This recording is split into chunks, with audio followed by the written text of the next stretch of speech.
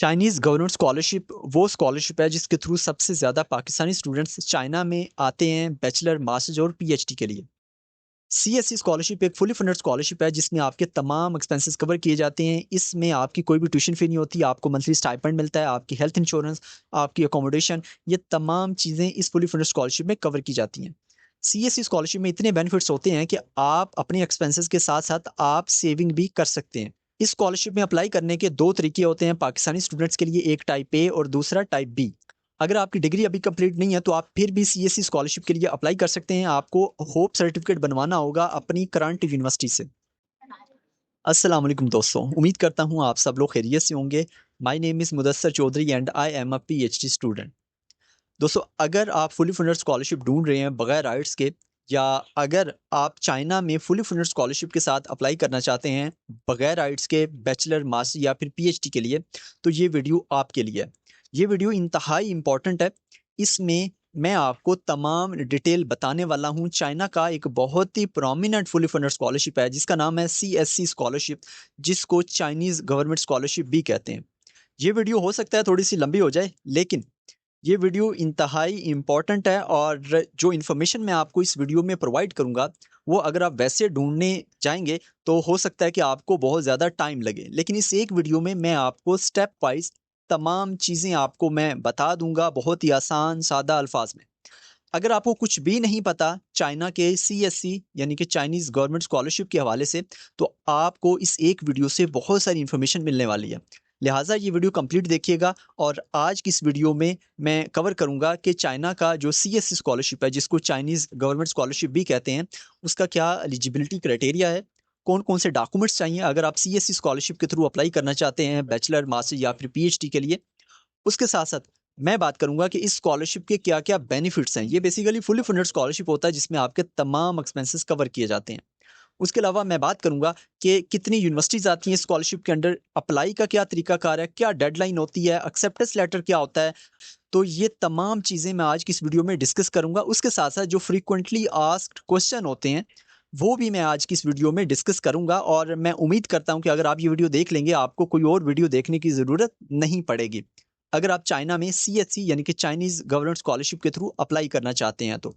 और अगर आप इस चैनल पर नए हैं, तो इस चैनल को लाज़मी सब्सक्राइब कर लें ताकि आने वाले दिनों में जितनी भी अपडेट्स हैं, वो आप तक पहुँचती रहें। और उसके साथ-साथ आप हमारा फेसबुक का पेज और जो व्हाट्सएप का चैनल है, वो भी जॉइन कर सकते हैं। इन तमाम के जो लिंक्स हैं, वो आपको इसी वीडियो की डिस्क्रिप्शन में मिल जाएँगे। सबसे पहले अगर बात करें कुछ इंपॉर्टेंट पॉइंट्स की, तो उसमें जो सबसे पहला पॉइंट है वो ये है कि ये जो सीएससी स्कॉलरशिप है, इसके अंडर चाइना की मोर देन 280 यूनिवर्सिटीज़ आती हैं जिसमें आप लोग अप्लाई कर सकते हैं। और उसके साथ-साथ अगर बात करें आइट्स की, एक्सेप्टेंस लेटर की और एप्लीकेशन फ़ी की, तो जो आइट्स है वो ज़्यादातर यूनिवर्सिटीज़ के लिए नहीं चाहिए। और ये जो तीनों चीज़ें हैं, ये स्कॉलरशिप की रिक्वायरमेंट नहीं है, लेकिन यूनिवर्सिटी की रिक्वायरमेंट हो सकती हैं। उसमें से जो आइट्स की रिक्वायरमेंट है वो ज़्यादातर यूनिवर्सिटीज़ के लिए नहीं होती और आप इंग्लिश प्रोफिशिएंसी लेटर के साथ अप्लाई कर सकते हैं।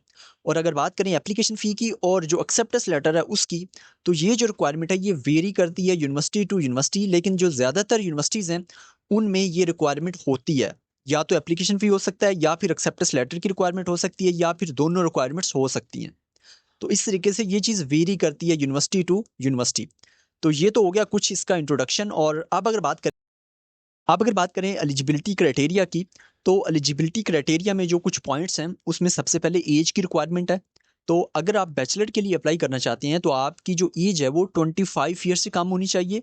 मास्टर्स में अप्लाई करने के लिए आपकी जो एज है वो 35 ईयर से कम होनी चाहिए। और पीएचडी में अप्लाई करने के लिए आपकी जो एज है वो 40 ईयर से कम होनी चाहिए। और उसके अलावा जो सेकंड एलिजिबिलिटी क्राइटेरिया का पॉइंट है, उसमें एजुकेशन की रिक्वायरमेंट है कि अगर आप बैचलर के लिए अप्लाई करना चाहते हैं, तो आपकी जो एजुकेशन है वो 12 ईयर्स होनी चाहिए। और अगर आप मास्टर्स के लिए अप्लाई करना चाहते हैं, तो आपकी जो एजुकेशन है वो 16 ईयर्स होनी चाहिए, जो कि बहुत इंपॉर्टेंट है। चूँकि हमारे यहाँ 2 साल का बैचलर भी होता है, तो यहाँ पर बहुत इंपॉर्टेंट है कि आपकी जो एजुकेशन है वो 16 ईयर्स होनी चाहिए अगर आप मास्टर्स के लिए अप्लाई करना चाहते हैं। और अगर आप पीएचडी के लिए अप्लाई करना चाहते हैं, तो आपकी जो एजुकेशन है वो 18 ईयर्स होनी चाहिए, यानी कि आपने मास्टर्स किया हुआ हो। और उसके अलावा बहुत इंपॉर्टेंट पॉइंट कि अगर आपकी डिग्री अभी कंप्लीट नहीं है, तो क्या आप फिर भी अप्लाई कर सकते हैं? तो बिल्कुल आप अप्लाई कर सकते हैं। उसमें ये होगा कि अगर आपका अभी बैचलर का छठा या सातवां सेमेस्टर है या फिर मास्टर्स का सेकंड या थर्ड सेमेस्टर है और आपकी जो डिग्री है वो नेक्स्ट ईयर यानी कि 2027 जुलाई अगस्त तक आपको मिल जाएगी, तो आप फिर अप्लाई कर सकते हैं। आपने करना यह है कि आपने एक होप सर्टिफिकेट बनवाना है अपनी यूनिवर्सिटी से जहां पर आप अभी पढ़ रहे हैं, और उस होप सर्टिफिकेट के ऊपर ये लिखा होगा कि ये स्टूडेंट है, ये इसका नाम है, ये इसका पासपोर्ट नंबर है और इसकी जो डिग्री है वो इस स्पेसिफिक मंथ इस स्पेसिफिक ईयर तक कंप्लीट हो जाएगी। और उस पर जो मंथ और जो ईयर है वो जुलाई अगस्त 2027 तक का लिखा होना चाहिए। तो अगर तब तक आपको डिग्री मिल जाएगी तो आप बिल्कुल नेक्स्ट इनटेक के लिए आप एलिजिबल हैं, आप अप्लाई कर सकते हैं। और ये है इसका एलिजिबिलिटी क्राइटेरिया। आप अगर बात करें इस स्कॉलरशिप के बेनिफिट्स की कि अगर आपकी सिलेक्शन हो जाती है सीएससी स्कॉलरशिप के थ्रू तो आपको कौन कौन से बेनिफिट्स मिलेंगे, तो उसमें सबसे पहले आपकी कोई भी ट्यूशन फी नहीं होगी, आपको मंथली स्टाइपेंड मिलेगा। मंथली स्टाइपेंड में बैचलर का जो मंथली स्टाइपेंड होता है वो तकरीबन 2500 RMB होता है पर मंथ, जो कि पाकिस्तानी रुपयों में तकरीबन 1 लाख रुपए बनते हैं। उसके अलावा जो मास्टर्स का मंथली स्टाइपेंड होता है वो तकरीबन 3000 RMB पर मंथ होता है, जो कि पाकिस्तानी रुपयों में तकरीबन 1,20,22,000 रुपए बनते हैं। उसके अलावा अगर बात करें पीएचडी के मंथली स्टाइपेंड की तो वो होता है तकरीबन 3500 RMB पर मंथ, जो कि पाकिस्तानी रुपयों में तकरीबन 1,40,000 या 1,45,000 रुपये पर मंथ बनते हैं। उसके अलावा आपकी जो अकोमोडेशन है वो फ्री होगी। उसके साथ साथ आपकी जो हेल्थ इंश्योरेंस है वो भी इसमें कवर की जाएगी। और अगर आप यूनिवर्सिटी की अकोमोडेशन में नहीं रहते, आप बाहर रहना चाहते हैं, तो फिर आपको पैसे मिलेंगे, यानी कि तकरीबन 1000 RMB पीएचडी वालों को मिलता है एक्स्ट्रा। अगर आप यूनिवर्सिटी में नहीं रहते तो यूनिवर्सिटी में रहेंगे तो फ्री होगा, बाहर रहेंगे तो फिर आपको एक्स्ट्रा पैसे दिए जाएंगे। और मास्टर्स वालों को तकरीबन 700 RMB मिलते हैं। तो ये बेनिफिट्स मिलेंगे जो कि आपके तमाम एक्सपेंसेस कवर किए जा रहे हैं, यानी कि इसमें आप सेविंग भी कर सकते हैं। और वैसे तो जो एक्सपेंस वगैरह होते हैं वो तो पर्सन टू पर्सन वेरी करता है, हर इंसान का अपना एक लाइफस्टाइल होता है, लेकिन नॉर्मली ज़्यादातर स्टूडेंट्स जो है इसमें से सेविंग कर लेते हैं। तो ये बेनिफिट्स आपको मिलेंगे अगर आपकी सिलेक्शन हो जाती है चाइना के सीएससी स्कॉलरशिप के थ्रू। तो आप अगर बात करें डॉक्यूमेंट्स रिक्वायरमेंट की कि अगर आप सीएससी स्कॉलरशिप के थ्रू अप्लाई करना चाहते हैं तो कौन कौन से डॉक्यूमेंट्स आपको चाहिए होंगे, कौन कौन से डॉक्यूमेंट्स आपने प्रिपेयर करने हैं। तो देखें, ये जो डॉक्यूमेंट्स की रिक्वायरमेंट है ये वेरी कर सकती है यूनिवर्सिटी टू यूनिवर्सिटी, लेकिन कुछ बेसिक डॉक्यूमेंट्स हैं जो कि तमाम यूनिवर्सिटीज़ के लिए चाहिए होते हैं, वो मैं आपको बता देता हूँ। उसमें सबसे पहले सीवी है। दूसरे नंबर पर आपके पास पासपोर्ट होना चाहिए, और बहुत सारे स्टूडेंट ये भी सवाल करते हैं कि क्या आप पासपोर्ट के बगैर अप्लाई कर सकते हैं। तो देखिए, आप पासपोर्ट के बगैर अप्लाई नहीं कर सकते, ये एक कंपलसरी डॉक्यूमेंट है, ये आपके पास होना चाहिए। उसके बाद थर्ड नंबर पर आपके पास एक पर्सनल पिक्चर होनी चाहिए, पासपोर्ट साइज पिक्चर, और वो सॉफ्ट फॉर्म में होनी चाहिए जो कि आप अपलोड करेंगे वाइल अप्लाइंग एट पोर्टल। और अप्लाई का तरीकाकार मैं इसके बाद आपको बता दूंगा। और उसके बाद फोर्थ नंबर पर आपके जो एजुकेशनल डॉक्यूमेंट्स हैं वो आपके पास होने चाहिए, जिसमें आपकी डिग्री वगैरह, ट्रांसक्रिप्ट वगैरह ये आपके पास होनी चाहिए। और अगर डिग्री कंप्लीट नहीं है तो वो मैं आपको ऑलरेडी बता चुका हूँ कि आपने होप सर्टिफिकेट बनवाना है। और आपने क्या करना है कि वो डिग्री जो कंप्लीट नहीं है तो आपने क्या करना है कि ट्रांसक्रिप्ट की जगह पर आपने, अगर बैचलर कर रहे हैं और डिग्री कंप्लीट नहीं है, तो आपने 6 या 7 सेमेस्टर, जितने भी सेमेस्टर हुए हैं उतने सेमेस्टर्स की आपने ट्रांसक्रिप्ट निकलवानी है, और उसको आपने नोटराइज करवाना है। और नोटराइज करवा कर, और नोटराइजेशन क्या होती है वो मैं आपको इसके साथ ही बता देता हूँ। नोटराइज आपने करवाना है और वो आपने अपलोड करनी है ट्रांसक्रिप्ट की जगह पर, और जो डिग्री है उसकी जगह पर आपने होप सर्टिफिकेट आपने अपलोड करना है। और अगर बात करें नोटराइजेशन की, तो जो डॉक्यूमेंट्स हैं, जितने भी एजुकेशनल डॉक्यूमेंट्स हैं, इनकी आपने नोटराइजेशन करवानी है। नोटराइजेशन ये होती है कि आपने इनकी फोटोकॉपी करवानी है, और वो आप किसी भी कचहरी में जाएंगे तो वहाँ पर नोटरी पब्लिक वाले होते हैं, तो वहाँ पर वहाँ से आपने इसके ऊपर स्टैंप वगैरह आपने लगवानी है, तो इसको कहते हैं नोटराइजेशन। और नोटराइजेशन हमेशा फोटोकॉपी की होती है, ओरिजिनल की नहीं होती। नोटराइजेशन आपने फोटोकॉपी की करवानी है, वो भले होप सर्टिफिकेट हो या फिर आपकी 6-7 सेमेस्टर की ट्रांसक्रिप्ट हो या फाइनल डिग्री हो, तो वो आपने फोटोकॉपी करवा कर उसको आपने नोटराइज करवाना है। और अप्लाई टाइम पर ज़रूरी नहीं है कि आपके documents HEC, ministry of foreign affair से अटेस्टेड हो, वो ज़रूरी नहीं है, आपने नोटराइजेशन करवानी है और वो फोटोकॉपी होगी। और ये आपके एजुकेशनल डॉक्यूमेंट्स हो गए। उसके बाद जो डॉक्यूमेंट है वो है स्टडी प्लान या रिसर्च प्रपोजल। जो स्टूडेंट्स मास्टर्स में अप्लाई कर रहे हैं वो यूजुअली स्टडी प्लान बनाते हैं, और जो स्टूडेंट्स पीएचडी के लिए अप्लाई करना चाह रहे हैं वो रिसर्च प्रपोजल बनाते हैं। और इन दोनों में डिफरेंस क्या है? अगर सादा सा डिफरेंस अगर मैं आपको बताऊं तो वो ये है कि जो स्टडी प्लान होता है वो थोड़ा सा जनरल होता है, जबकि जो रिसर्च प्रपोजल है वो प्योरली रिसर्च ओरिएंटेड होता है। तो ये कुछ जनरल जो है इसमें डिफरेंस है, बाकी इस पर मैंने एक डिटेल्ड वीडियो बनाई हुई है कि आपने रिसर्च प्रपोजल कैसे बनाना और स्टडी प्लान कैसे बनाना, आप वो भी देख सकते हैं। और उसके बाद आपको चाहिए इंग्लिश प्रोफिशिएंसी लेटर। तो जैसा कि मैंने आपको स्टार्ट में बताया था कि आप आइट्स के बगैर भी अप्लाई कर सकते हैं, तो आपने अपनी प्रीवियस यूनिवर्सिटी से इंग्लिश प्रोफिशिएंसी लेटर बनवाना है। उसके बाद आपको चाहिए 2 रिकमेंडेशन लेटर्स जो कि बनेंगे आपकी प्रीवियस यूनिवर्सिटी से, जिन टीचर से, जिन प्रोफेसर से आपने पढ़ा है। उसके बाद आपको चाहिए होगा स्टेटमेंट ऑफ पर्पस या पर्सनल स्टेटमेंट या मोटिवेशनल लेटर। इन तीनों में से कोई एक चाहिए होगा। तो वो जो भी डॉक्यूमेंट आपको चाहिए वो उसी के अकॉर्डिंग आपने प्रिपेयर कर लेना है। उसके बाद जो डॉक्यूमेंट है वो है फिजिकल एग्जामिनेशन फॉर्म, और ये तमाम यूनिवर्सिटीज के लिए सेम होता है। ये फॉर्म आप सिंपल गूगल पर लिखेंगे तो वहां से भी आ जाएगा। इसको आपने डाउनलोड करना है और इसको आपने फिल करना है। फिल करके आपने इसका प्रिंट लेना है। प्रिंट लेकर आप किसी भी हॉस्पिटल में जाएंगे, या आप इसका प्रिंट लेकर बाद में फिल कर सकते हैं। फिल करके आप किसी भी हॉस्पिटल में जाएंगे, वहां से आपने इसको फिलअप करवा लेना है। और वो करवाने के बाद आपने फिर इसकी पिक्चर लेके या स्कैन करके वो आपने अपलोड करना है। तो ये है फिजिकल एग्जामिनेशन फॉर्म, और ये तमाम यूनिवर्सिटीज के लिए सेम होता है। और उसके बाद जो एक इम्पोर्टेंट जो टेस्ट है वो है बैचलर वालों के लिए सिर्फ, वो है CSCA।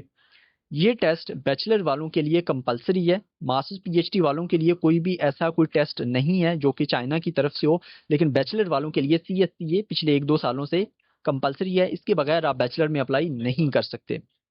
तो ये कुछ डॉक्यूमेंट्स हैं जो कि ज़्यादातर यूनिवर्सिटीज़ के लिए सेम है। बाकी जो मज़ीद जो चीज़ें हैं वो मैं इससे जो नेक्स्ट पॉइंट है कि आपने कैसे अप्लाई करना है, उधर से मैं आपको क्लियर कर दूंगा कि इसमें जो डॉक्यूमेंट्स की रिक्वायरमेंट है वो किस तरीके से वेरी कर सकती है, क्योंकि अप्लाई करने के 2 तरीके हैं। और ये डॉक्यूमेंट्स हो गए। अच्छा, अब आ जाते हैं अप्लाई करने के तरीकाकार पर कि अप्लाई करने के कितने तरीके हैं पाकिस्तानी स्टूडेंट्स के लिए। पाकिस्तानी स्टूडेंट्स के लिए अप्लाई करने के 2 तरीके हैं, टाइप ए और टाइप बी। टाइप ए होता है कि आप अगर HEC यानी कि हायर एजुकेशन कमीशन के थ्रू अप्लाई करना चाहें तो HEC के थ्रू आने वाले जितने भी स्कॉलरशिप्स हैं उनमें अगर आप मास्टर्स या PhD के लिए अप्लाई करना चाहते हैं तो उसके लिए आपके पास हैट का स्कोर होना चाहिए, और अगर आप बैचलर के लिए अप्लाई करना चाहते हैं तो आपके पास USAT का स्कोर होना चाहिए। तो अगर आप इस CSC स्कॉलरशिप में अप्लाई करना चाहते हैं टाइप ए के थ्रू, तो उसमें फिर आपके पास बैचलर के लिए CSCA और USAT दोनों का जो स्कोर है वो होना चाहिए। और अगर आप मास्टर्स PhD के लिए अप्लाई करना चाहते हैं तो आपके पास हैट का स्कोर होना चाहिए। और दूसरा है टाइप बी। टाइप बी में आप डायरेक्ट यूनिवर्सिटी में अप्लाई करते हैं, उसके लिए आपको हैट वगैरह तो नहीं चाहिए, लेकिन बैचलर वालों के लिए CSCA कंपलसरी है। तो ये 2 तरीके हैं, टाइप ए और टाइप बी। और अगर बात करें कि आपने कौन कौन से पोर्टल्स पर अप्लाई करना है, और ये बहुत सारे लोगों के जहनों में ये सवाल होता है कि कौन से पोर्टल पर अप्लाई करना है और कौन से पोर्टल पर पहले अप्लाई करना है। और ये बहुत इंपॉर्टेंट है, इसको आप ज़रा ध्यान से सुनिएगा। तो अगर तो बात करें टाइप ए की, तो टाइप ए में आप 2 पोर्टल्स पर आप अपनी एप्लीकेशन सबमिट करते हैं, एक CSC का पोर्टल और दूसरा HEC का पोर्टल। और अगर बात करें टाइप बी की, तो टाइप बी में भी आपने 2 पोर्टल्स पर अपनी एप्लीकेशन सबमिट करनी होती है, एक यूनिवर्सिटी का पोर्टल है और दूसरा CSC का पोर्टल है। और ये 2-2 पोर्टल्स हैं। और अगर बात करें कि कौन से पोर्टल पर आपने पहले अपनी एप्लीकेशन सबमिट करनी है, तो इसमें जो चीज़ें हैं वो वेरी कर सकती हैं यूनिवर्सिटी टू यूनिवर्सिटी। कुछ यूनिवर्सिटीज ये कहती हैं कि पहले आपने CSC के पोर्टल पर आपने अप्लाई करना है और फिर आपने यूनिवर्सिटी के पोर्टल पर अपनी एप्लीकेशन सबमिट करनी है। जिस तरह से UCAS है, university of Chinese academy of sciences, वो ये कहती है कि पहले आप CSC पर अप्लाई करेंगे अगर आप टाइप बी के थ्रू करना चाहते हैं, तो फिर आपने यूनिवर्सिटी के पोर्टल पर अपनी एप्लीकेशन सबमिट करनी है। ये होगी कैटेगरी 1। कैटेगरी 2 ये कहती है कि पहले आपने यूनिवर्सिटी के पोर्टल पर अप्लाई करना है, फिर आपने CSC के पोर्टल पर अप्लाई करना है। ये हो गई कैटेगरी 2। उसके बाद एक थर्ड कैटेगरी है, वो ये कहती है कि पहले आपने यूनिवर्सिटी के पोर्टल पर अप्लाई किया और उसके बाद फिर आपने CSC पर भी कर दिया, लेकिन आपने यूनिवर्सिटी से प्री एडमिशन लेटर लेना है। वो प्री एडमिशन लेटर लेकर वो भी आपने अपलोड करना है CSC पोर्टल पर। तमाम universities pre admission letter issue नहीं करती। ठीक हो गया, ये भी एक बहुत इंपॉर्टेंट पॉइंट है। बहुत सारे जो स्टूडेंट्स हैं वो कंफ्यूज होते हैं कि हमें प्री एडमिशन लेटर नहीं मिला। तो तमाम universities pre admission letter issue नहीं करती। UCAS जो है ये प्री एडमिशन लेटर इशू नहीं करता। इसी तरह बहुत सारी यूनिवर्सिटीज हैं वो प्री एडमिशन लेटर इशू नहीं करती। जिनको नहीं पता है मैं उनको बता दूं कि जो प्री एडमिशन लेटर होता है वो एक प्रॉपर लेटर होता है जिसमें यूनिवर्सिटी ये कहती है कि हमने इस स्टूडेंट को एडमिशन दे दिया है। ठीक हो गया, यूनिवर्सिटी ये कहती है। और लेकिन जो स्कॉलरशिप है वो फिर सीएससी डिसाइड करेगी। तो उसमें ये होता है कि वो लेटर इशू कर देते हैं, फिर आप वो लेटर लेकर सीएससी पोर्टल पर अपलोड कर देते हैं। अपलोड करने का ये तरीका है कि अगर आपने ऑलरेडी सीएससी पोर्टल पर अपनी एप्लीकेशन सबमिट की हुई है तो उसको आपने विदड्रॉ करना है। विदड्रॉ करके आपकी जो इन्फॉर्मेशन है वो ख़त्म नहीं होगी, आपकी इन्फॉर्मेशन उधर ही होगी, बस आपकी एप्लीकेशन विदड्रॉ होगी तो वहाँ पर एडिट का ऑप्शन आ जाएगा। तो वो फिर आपने डॉक्यूमेंट्स में जाकर आपने अपना सिर्फ ये जो लेटर है ये आपने अपलोड कर देना है। तो ये इसका तरीकाकार होता है और ये है अप्लाई के हवाले से चीज़ें। और डॉक्यूमेंट्स में मैं एक और चीज़ ऐड करना भूल गया एक्सेप्टेंस लेटर के हवाले से, जो कि मैं आपको ऑलरेडी वैसे बता चुका हूँ, लेकिन दोबारा से मैं बता दूं कि जो एक्सेप्टेंस लेटर की रिक्वायरमेंट है ये वेरी करती है यूनिवर्सिटी टू यूनिवर्सिटी। और बेहतर तरीका यही होता है कि आपने ईमेल करनी है एक्सेप्टेंस लेटर के लिए। और एक्सेप्टेंस लेटर के बगैर अगर आप जाएंगे तो आपके चांसेस बहुत ही कम ना होने के बराबर हैं। बेहतर तरीका यही है कि आप पहले ईमेल करें, और ईमेल आपने कब से करनी है वो मैं आपको बाद में जाकर बताता हूँ। उसके बाद बात करें डेडलाइन की कि अगर आप सीएससी स्कॉलरशिप में अप्लाई करना चाहते हैं तो उसकी क्या डेडलाइन होती है। बहुत सारे स्टूडेंट इस चीज़ में कंफ्यूज होते हैं कि क्या डेडलाइन होती है सीएससी स्कॉलरशिप की। तो देखिए, सीएससी स्कॉलरशिप की अपनी कोई भी डेडलाइन नहीं होती। ये जो डेडलाइन है ये यूनिवर्सिटी के अकॉर्डिंग होती है। यानी कि फॉर एग्जांपल एक यूनिवर्सिटी है, उसकी डेडलाइन सीएससी स्कॉलरशिप के लिए 31 जनवरी है। तो इसका मतलब ये हुआ कि अगर आप उस यूनिवर्सिटी में अप्लाई करना चाहते हैं तो आपको 31 जनवरी से पहले पहले सीएससी स्कॉलरशिप के लिए अप्लाई करना होगा। अगर कोई यूनिवर्सिटी है उसकी डेडलाइन 28 फरवरी है सीएससी स्कॉलरशिप के लिए, तो फिर आपको 28 फरवरी से पहले पहले उस स्पेसिफिक यूनिवर्सिटी में अप्लाई करना होगा।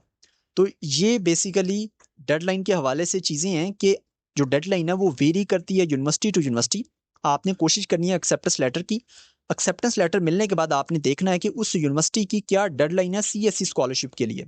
तो फिर उसी के अकॉर्डिंग आपने अपनी एप्लीकेशन सबमिट करनी है। और इसमें एक और इम्पॉर्टेंट पॉइंट वो ये है कि जो डेडलाइन है वो वेरी कर सकती है स्कॉलरशिप टू स्कॉलरशिप।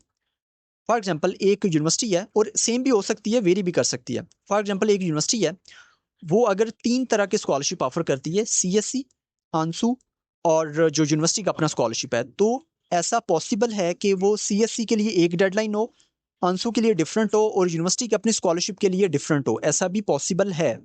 इसी तरह से ये मैंने आपको सीएससी, आंसू और यूनिवर्सिटी के अपने स्कॉलरशिप की मिसाल दी है। तो इसी तरह से आप और स्कॉलरशिप्स भी ऐड कर सकते हैं।